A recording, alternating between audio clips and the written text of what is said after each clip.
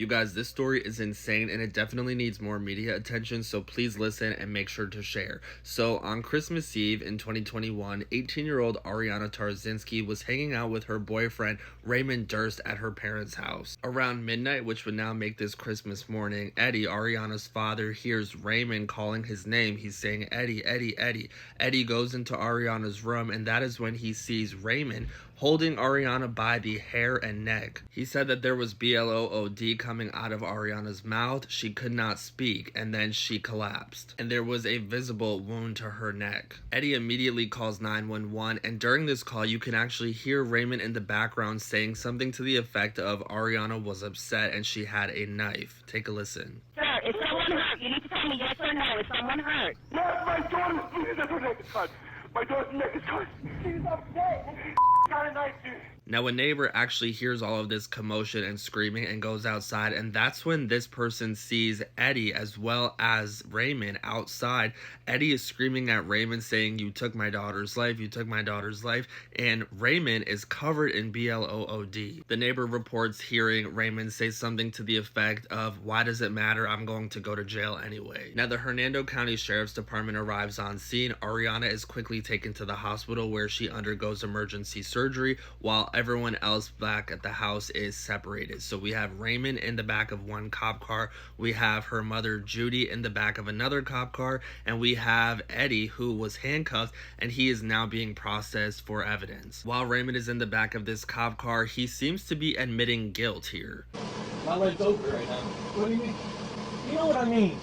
You see what the situation is. I don't know what the situation is. I've been outside with you. Okay, so what do you think the situation is? I don't know. I don't want to assume. Do you see what I'm covered in? Okay, what happened? I don't know. I can't. I'm just going to say something because I know. Law enforcement was treating Raymond extremely nice. They were being patient with him. They were being respectful. Eddie, on the other hand, Ariana's father, was getting the complete opposite treatment. He was being interrogated. He felt like he was being questioned. He felt like they were trying to make it seem like he did something to his daughter. Now, Raymond was spoken to by authorities. However, he was never read his Miranda rights. And when he was ultimately brought to the sheriff's department for questioning further, he actually didn't say anything, and questions were not asked of him that he answered because he didn't, quote, want to incriminate himself. And we heard him say that multiple times when he was in the back of the police car as well. Now, investigative reports indicated that both Raymond and Ariana communicated daily and that they had a pretty toxic relationship, which involved the two of them arguing a lot. Evidence found on both of their phones actually indicated that Ariana and Raymond were arguing that day as well. Now, the Hernando County Sheriff's Department did say that they could not find enough probable cause to arrest and charge Raymond with anything pertaining to Ariana, who did end up passing away from that neck injury. And they were pushing the narrative that this was something that Ariana did to herself, despite the medical examiner ruling her manner of death to be homicide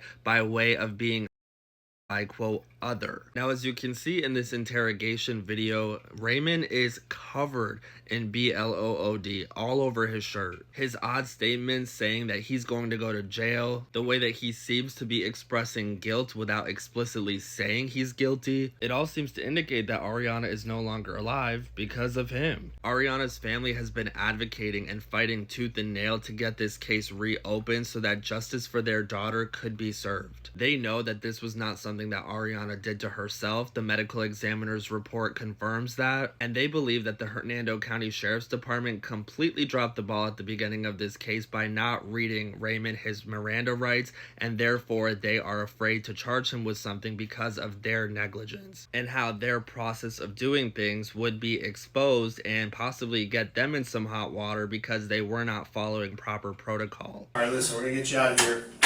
We looked into the case a little bit further, and we're not charging you with anything. What? We're not gonna charge you anything right now. Okay? We're gonna look into it a little further, make sure some things are the way they're supposed to be, so you're gonna get out of here. The power of the people is very, very strong. If there is more advocacy for Ariana's case to be reopened and more of a demand for it to be reopened, I think that it definitely could be. So make sure that you guys share this video, and let's continue to advocate for people who no longer have a voice but who still deserve justice.